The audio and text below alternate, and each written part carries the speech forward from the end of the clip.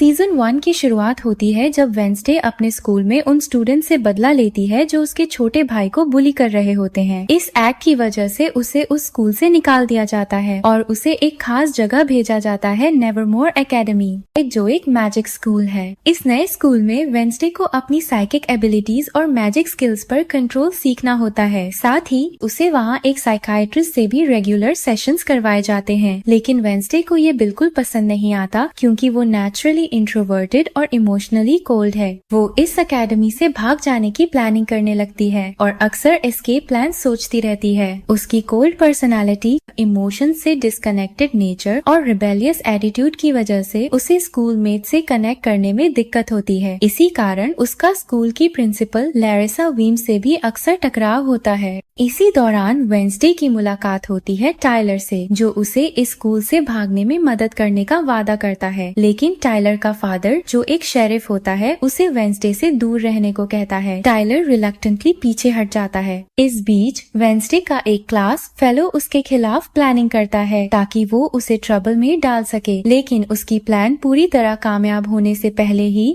कोई उसका मर्डर कर देता है। इसके बाद सबको उस क्लासमेट की सच्चाई पता चलती है और शक की सुई घूमने लगती है। इसके बाद सब स्कूल में मिस्टीरियस डेथ्स होने लगती हैं और सब कुछ एक खतरनाक पैटर्न को फॉलो करने लगता है। वेंसडे धीरे धीरे इन डेथ्स की तह तक पहुंचती है। उसे इसका सीक्रेट तब पता चलता है जब वो टाइलर को किस करती है और उसे एक शॉकिंग साइकिक विजन आता है। उसे यकीन हो जाता है कि असली मॉन्स्टर कोई और नहीं बल्कि टाइलर ही है। जैसे ही वेंसडे को सच पता चलता है, वो उसे अरेस्ट करवाने की कोशिश करती है, लेकिन टाइलर क्लेवर होता है, वो भाग जाता है। टाइलर को मौका मिलते ही वो वेंसडे को किल करने की कोशिश करता है, लेकिन एन वक्त पर कोई उसे बचा लेता है और इस तरह वेंसडे की जान बच जाती है। सीजन का अंत तब होता है जब स्कूल समर वेकेशन के लिए बंद हो जाता है। वेंसडे थोड़ी बदली हुई, लेकिन अब भी अपने रेबल नेचर के साथ इस सफर से बाहर निकलती है, लेकिन ये साफ है कि उसकी कहानी यहीं खत्म नहीं हुई।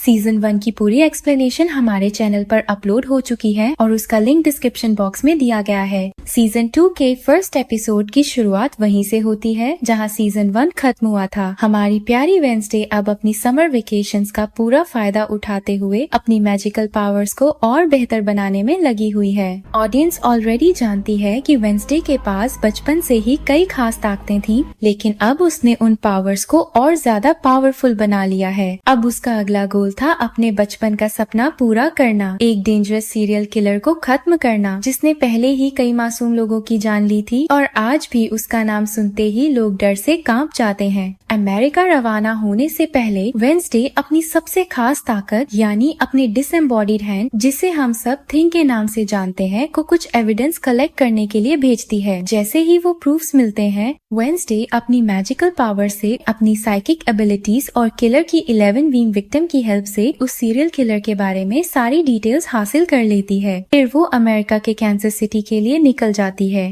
एयरपोर्ट पर सिक्योरिटी चेक के दौरान जब उसका बैग खुलता है तो उसमें से कई हथियार निकलते हैं, जैसे गन्स, छुरियां और कुछ दूसरे तेज हथियार भी, जिनसे इंसानों को बुरी तरह मारा जा सकता है। लेकिन सबसे हैरानी की बात ये थी कि बैग में एक कटा हुआ हैंड भी था। ऑफिसर जब इस पर क्वेश्चन करता है तो वेंसडे कामली जवाब देती है कि वो डेड बॉडीज का मेकअप करती है और ये हैंड उसी काम के लिए यूज होता है। वेंसडे जैसे ही अमेरिका पहुंचती है, वो उस सीरियल किलर से फेस टू फेस मिलती है, पर वेंसडे उसे डायरेक्टली अटैक नहीं करती। वो उसे एक मौका देती है कि जो करना है कर लो। सीरियल किलर वेंसडे को पकड़कर एक चेयर से बांध देता है। जब वेंसडे इधर उधर देखती है तो उसे नजर आता है कि वहाँ बहुत सारी क्रीपी डॉल्स रखी हुई हैं। किलर उसको कहता है, मैं तुम्हें मारकर इनकी तरह एक डॉल बना दूंगा, लेकिन वेंसडे कामली अपने हैंड यानी थिंग को इशारा करती है और फिर वही होता है जो किलर ने कभी इमेजिन भी नहीं किया था। थिंग सीरियल किलर पर ऐसी चोट करता है कि वो उठ नहीं पाता। उसकी हालत बहुत बुरी हो जाती है, लेकिन वेंसडे को उस पर बिल्कुल भी सिंपैथी नहीं आती। बिना किसी रिग्रेट के वो उस सीरियल किलर को वहीं खत्म कर देती है। वो घर आकर उस जादुई बुक को खोलती है जिससे उसने सारी ताकतें सीखी थी और उन काले आंसुओं की वजह समझने की कोशिश करती है, लेकिन किताब में इस रहस्य के बारे में कोई जानकारी नहीं होती। उसे कुछ समझ नहीं आता कि ये सब क्यों हो रहा है। अगले सीन में कहीं और का व्यू दिखता है, जहाँ एक आदमी एक कपल को किस करते हुए चुपचाप तस्वीरें ले रहा होता है। लेकिन तभी अचानक कुछ काले क्रोज उस पर हमला कर देते हैं। वो जल्दी से अपनी कार की तरफ भागता है और किसी को कॉल करके कहता है कि एविडेंस बुलपेन में सेफ है। लेकिन कॉल खत्म होते ही वो बर्ड्स उस पर फिर टूट पड़ते हैं और उसे मार डालते हैं। अगले दिन जब वेंसडे स्कूल जाने के लिए तैयार हो रही होती है तो उसकी मॉम उस पर नाराज हो जाती है। मॉम उसे कहती है कि उसने उसके साथ बिल्कुल भी टाइम स्पेंड नहीं किया। मॉम इस बात पर भी हैरान होती है कि पहली बार वेंसडे खुद से स्कूल जाने को इतनी एक्साइटेड क्यों है। इस बार वेंसडे अकेली नहीं जा रही होती, उसकी फैमिली उसके छोटे भाई पग्सले का भी उसी स्कूल में एडमिशन करवाने जा रही होती है। रास्ते में वेंसडे अपने भाई को अपनी पावर्स कंट्रोल करना सिखाती है कि ताकि वो भी अपने पावर्स को समझदारी से यूज कर सके। स्कूल लौटते वक्त वेंसडे एक क्राइम सीन के पास से गुजरती है। वहाँ वही आदमी मरा हुआ पड़ा होता है जिसे बर्ड्स ने मारा था। उसका नाम था ब्रैडबरी, जो कि एक लोकल प्राइवेट इन्वेस्टिगेटर था। वेंसडे वहाँ एक अजीब से आदमी को खड़ा देखती है जो बाकी लोगों से बिल्कुल अलग लग रहा होता है। वेंसडे उसके पीछे पीछे जंगल में चली जाती है। वो आदमी असल में शेरिफ गैल्पिन निकलता है। जो विक्टिम था वो शेरिफ का पुराना दोस्त था और दोनों एक केस पर साथ में काम कर रहे थे। शेरिफ गैल्पिन उसे साफ साफ हिदायत देता है कि वो रेवन बर्ड से सावधान रहे क्योंकि वो किसी पर भी नजर रख सकते हैं। स्कूल पहुंचते ही वेंसडे को पता चलता है कि वो अब एक तरह की सेलिब्रिटी बन चुकी है। बाकी स्टूडेंट्स उसे देखकर इम्प्रेस हो जाते हैं और उससे बात करने की कोशिश करते हैं। कई स्टूडेंट्स उससे ऑटोग्राफ लेने भी आते हैं, लेकिन वेंसडे उन्हें कोई खास अटेंशन नहीं देती। वेंसडे की वेयरवुल्फ फ्रेंड एनिड, जो हमेशा उसके साथ रहती है, उन सबको डांट कर भगा देती है क्योंकि उसे पता है कि वेंसडे को ऐसी अटेंशन बिल्कुल पसंद नहीं। स्कूल में वेंसडे की मुलाकात प्रिंसिपल से होती है, लेकिन वो प्रिंसिपल किसी सीरियस मैजिक स्कूल के हेड की तरह नहीं बल्कि किसी लाइट हार्टेड कॉमेडी शो के कैरेक्टर जैसे लगते हैं। प्रिंसिपल बड़ी खुशी से वेंसडे को बताते हैं कि वो एक स्पेशल स्कूल फंक्शन ऑर्गेनाइज करने जा रहे हैं जिसमें बॉनफायर भी होगा और वो चाहते हैं कि वेंसडे उस फंक्शन में स्टूडेंट ऑफ ऑनर बनकर आए। लेकिन वेंसडे को ना पार्टीज में इंटरेस्ट था और ना ही किसी फंक्शन में, इसलिए वो प्रिंसिपल से भी कोई खास इंटरेस्ट नहीं दिखाती। बाद में वेंसडे अपने रूम में जाती है जहाँ उसकी दोस्त उसका इंतजार कर रही होती है। उसकी दोस्त वेंसडे को एक गिफ्ट देती है और बदले में वेंसडे भी उसे अपने साथ लाया हुआ गिफ्ट देती है। गिफ्ट एक गुड़िया थी। वो डॉल जो वेंसडे ने उस सीरियल किलर से ली थी अब उसके पास थी। उसकी दोस्त को उस डॉल के बाल बहुत पसंद आते हैं, इतने शाइनी और रियल लुकिंग कि वो बार बार उनकी तारीफ करती है। तब वेंसडे बड़ी कैजुअली बताती है कि ये बाल असली हैं, मतलब इंसानी बाल। उस शॉकिंग जवाब के बाद एनिड समर हॉलिडे के बारे में बात करने के लिए काफी एक्साइटेड और एंग्शियस होती है, लेकिन वेंसडे को बिल्कुल फर्क नहीं पड़ता कि उसने छुट्टियों में क्या किया। फिर भी वो एनिड को उसकी समर डिटेल से बोर करने देती है। उसी दौरान एजेक्स वहाँ आता है, लेकिन एनिड उससे बचने की कोशिश करती है। अपनी लाइफ में हो रहे सारे नए चेंजेस की वजह से एनिड को अब श्योर नहीं है कि उसे अभी भी एजेक्स पसंद है या नहीं, लेकिन उसे ये समझ नहीं आ रहा कि वो उसे ये बात कैसे बताए। फिर वेंसडे जैसे ही रूम का डोर खोलती है, एक अजीब इंसिडेंट होता है। दरवाजा खुलते ही एक एरो शूट होता है और सामने दीवार पर जाकर लग जाता है। वहाँ उस एरो के निशाने पर कोई और नहीं बल्कि खुद वेंसडे की फोटो लगी होती है। बस यहीं से वेंसडे समझ जाती है कि उसका स्टॉकर सीजन 1 में भी उसके पीछे था, आज भी उसकी हर मूव पर नजर रख रहा है। लेकिन वेंसडे ऐसी छोटी मोटी चीजों से डरने वाली नहीं थी। उसने कामली उन फोटोज को उठाया और कोशिश की कि वो किसी तरह उस स्टॉकर का फेस देख सके। जब वो अपनी पावर्स का इस्तेमाल करती है, एक बार फिर उसकी आंखों से वही ब्लैक टीयर्स गिरने लगते हैं, लेकिन इस बार भी उसे स्टॉकर का चेहरा साफ नजर नहीं आता। नेक्स्ट सीन में वेंसडे अपने पेरेंट्स के साथ होती है जो अब उसे छोड़कर वापस जाने वाले थे, लेकिन उस समय एकेडमी के प्रिंसिपल वहाँ आते हैं और वेंसडे के पेरेंट्स को बताते हैं कि उसका क्लास फेलो जेवियर अब दूसरी एकेडमी में ट्रांसफर कर दिया गया है। प्रिंसिपल उन्हें एकेडमी के अंदर ही एक छोटा सा रूम देते हैं जहाँ वो चाहे चाहे तो कुछ दिन रुक सकते हैं, क्योंकि प्रिंसिपल डॉट चाहती थी कि मोर्टिशा गाला फंड रेजिंग कमेटी की चेयर बने। वेंसडे की मॉम उससे पूछती है कि अगर वो नहीं चाहती तो वो वहाँ नहीं रुकेंगी, लेकिन वेंसडे को उनके रुकने से कोई प्रॉब्लम नहीं होती। उसने साफ कहा कि उसे कोई आपत्ति नहीं। मॉम उससे कहती है कि जब तक उसकी रियल टीचर नहीं आती वो खुद वेंसडे की मेंटर बनकर उसे गाइड कर सकती है, क्योंकि मॉम भी इसी एकेडमी की पुरानी स्टूडेंट रह चुकी हैं। उसी रात एजेक्स नए डॉ मेंबर्स को पुरानी एकेडमी ट्रेडिशन से जुड़ी स्टोरी सुनाते हैं। ये कहानी हर साल स्टूडेंट्स को सुनाई जाती थी और इस बार भी वही रिचुअल फॉलो किया जा रहा था। ये कहानी थी एक लड़के की जिसके पास था एक मेटल हार्ट। लेजेंड के हिसाब से वो लड़का जन्म से ही बहुत बीमार था। उसका दिल बहुत फ्रेजाइल था, लेकिन वो एक जीनियस था और उसने खुद के लिए अपना हार्ट डिजाइन किया। लेकिन अफसोस वो क्लॉकवर्क हार्ट धीरे धीरे उसे बदलने लगा। वो लड़का ठंडा और एम्बिशियस होता चला गया। फिर उसने नेवरमोर में एडमिशन लिया और वहाँ और भी ज्यादा डेंजरस इन्वेंशंस बनाई।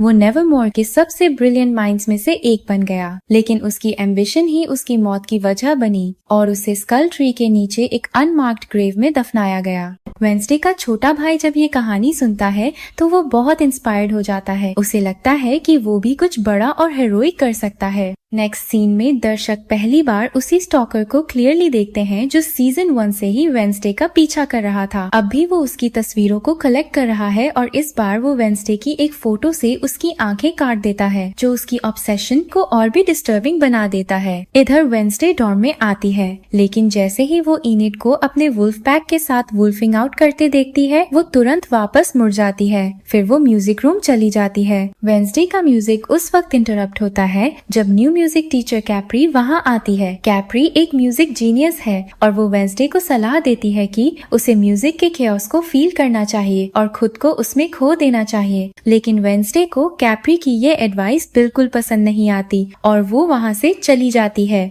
दूसरी तरफ वेंसडे अपनी दोस्त के साथ होती है, जो उसे जेवियर का भेजा हुआ एक लेटर पढ़कर सुनाती है। उस लेटर में जेवियर ने अपनी एक ड्राइंग का जिक्र किया होता है जो एक कौवे का है और जेवियर को लगता है कि उस कौवे का कनेक्शन वेंसडे से है। अब सीन शिफ्ट होता है और बॉनफायर फंक्शन शुरू होता है, जो पूरे स्कूल का सबसे बड़ा सेलिब्रेशन इवेंट था। फंक्शन के बीच में वेंसडे को उसके स्टॉकर की तरफ से एक एनोनिमस मैसेज मिलता है, जिसमें लिखा होता है, मैं तुम्हारा नॉवल ले आया हूँ और अगर तुमने कुछ नहीं किया तो मैं इसे जला दूंगा। ये पढ़ते ही वेंसडे अंदर से बहुत डिस्टर्ब्ड हो जाती है, लेकिन वो अपना आपा नहीं खोती। अब वेंसडे के पास कोई और ऑप्शन नहीं होता। वो सबके सामने बॉनफायर के बीच में जाती है, जो रिस्क भरा और डेंजरस था, लेकिन वेंसडे फियरलेस थी और आखिरकार वो अपना नॉवल सही सलामत वहाँ से निकाल लेती है। गुस्से में भरी वेंसडे नॉवल को हाथ में लेकर सीधा स्टेज पर जाती, क्योंकि प्रिंसिपल डॉट उसे स्टूडेंट ऑफ ऑनर के तौर पर इंट्रोड्यूस करती है और उसकी ब्रेवरी के लिए थैंक भी करती है। वो वेंसडे और उसके दोस्तों का एक अजीब सा पोर्ट्रेट अनवेल करते हैं, जो ये दिखाता है कि कैसे उन्होंने नेवरमोर को बचाया था। इसके बाद वो वेंसडे को बुलाते हैं स्पीच देने के लिए,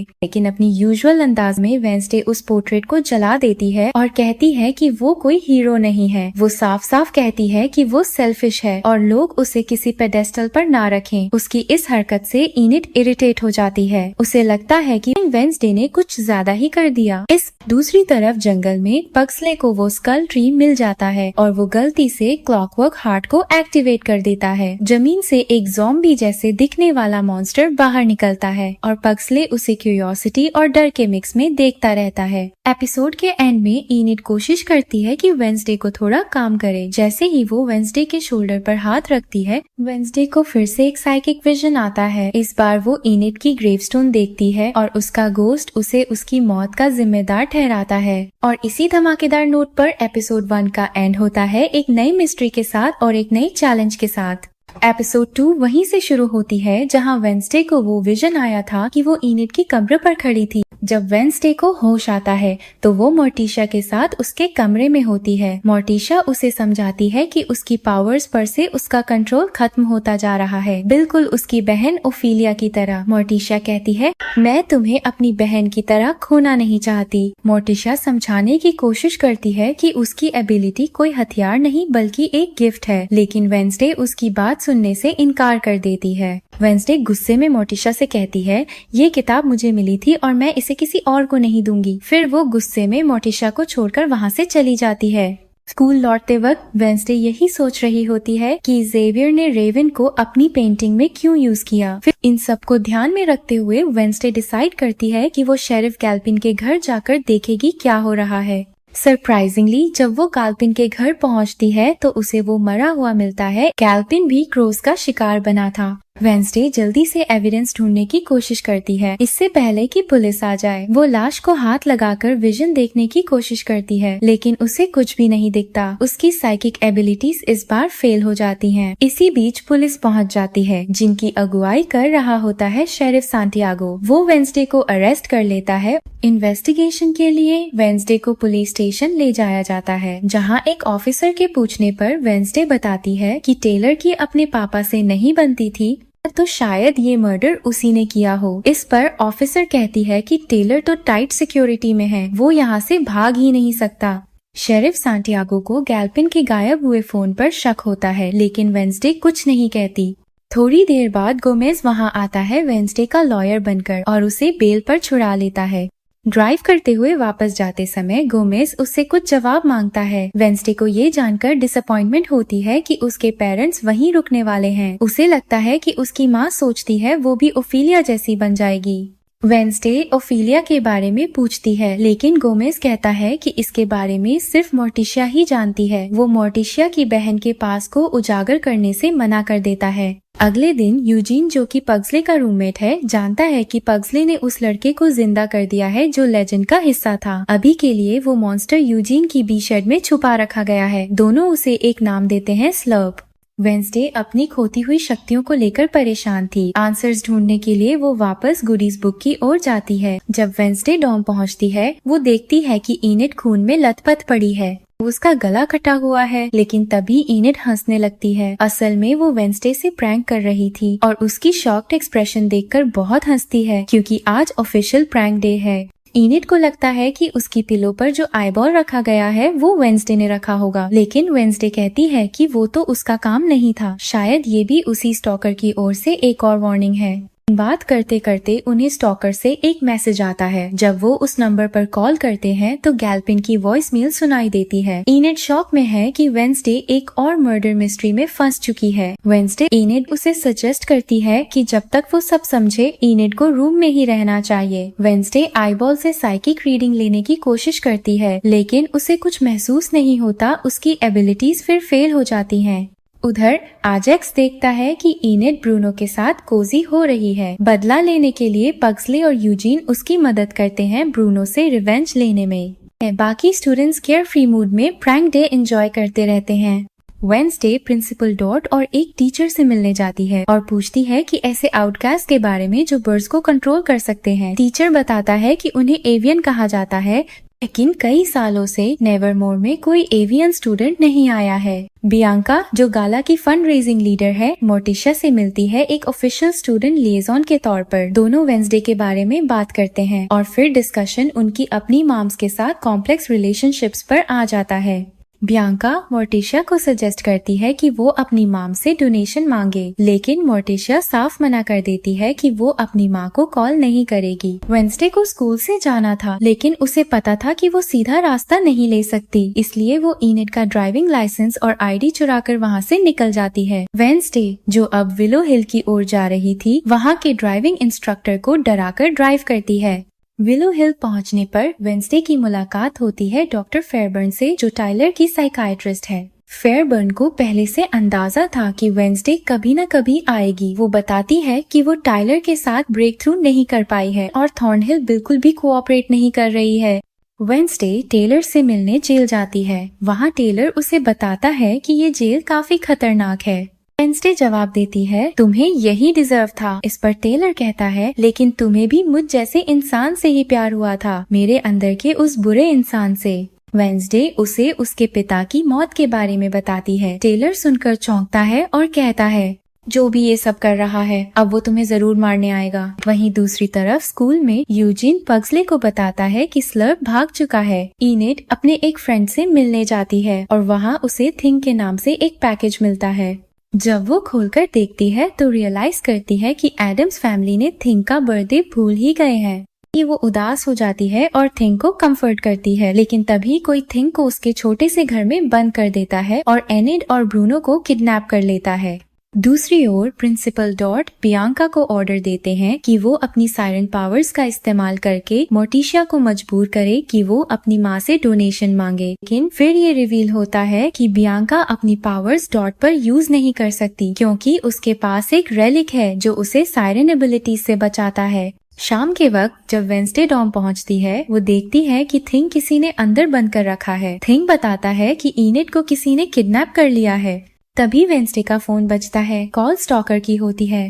स्टॉकर उसे कहता है कि उसके पास सिर्फ 30 मिनट्स हैं। अगर उसने इनिड और ब्रूनो को जिंदा नहीं ढूंढा तो उनकी डेथ गारंटीड है। उसी समय वेंसडे को अपने कमरे के बाहर स्टॉकर का भेजा हुआ एक लेटर मिलता है जिसमें एक क्लू होता है जिससे उसे अंदाजा लगाना होता है कि इनिड कहाँ हो सकती है।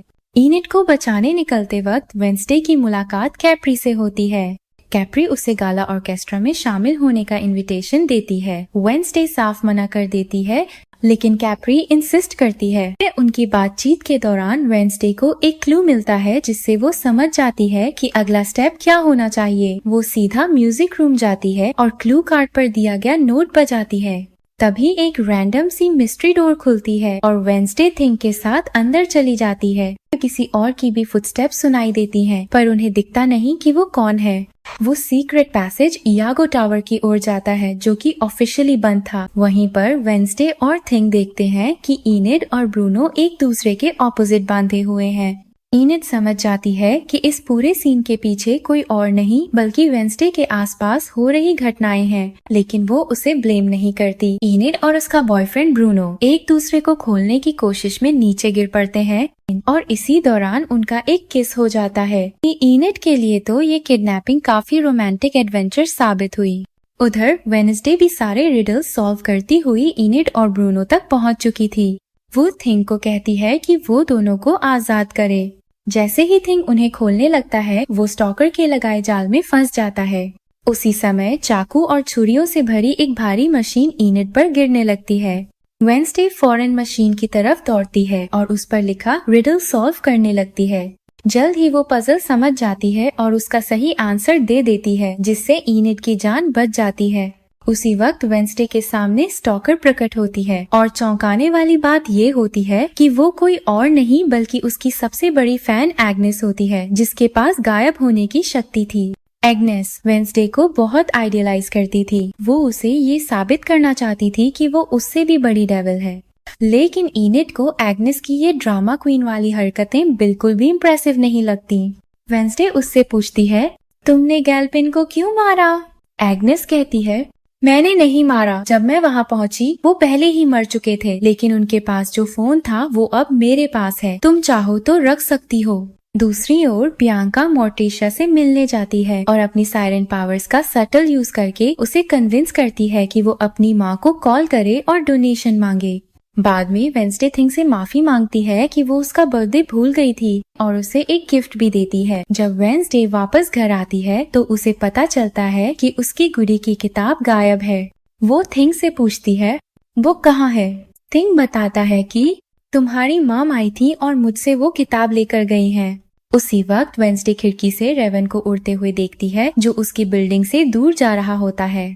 अब तक वेंसडे के लिए ये बात एक रहस्य बनी हुई थी कि एवियन पावर्स वाला ये व्यक्ति कौन है और जेवियर द्वारा बनाई गई एवियन पेंटिंग और उसके आसपास हो रही घटनाओं का आपस में क्या कनेक्शन है। एपिसोड का अंत उस शॉकिंग सीन से होता है जहां स्लर्प ड्राइविंग स्कूल टीचर पर हमला करता है और उसे मार डालता है।